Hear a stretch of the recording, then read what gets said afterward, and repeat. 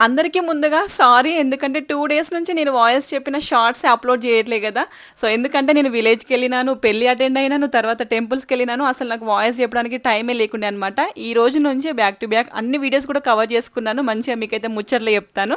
నా ముచ్చట మీ అందరికీ ఇష్టమని నాకు బాగా తెలుసు. వీడియో కన్నా స్పెషల్‌గా స్వాతి ఏం ముచ్చట చెప్తది అని చెప్పేసి వినేవాళ్ళే ఎక్కువ మందున్నారు.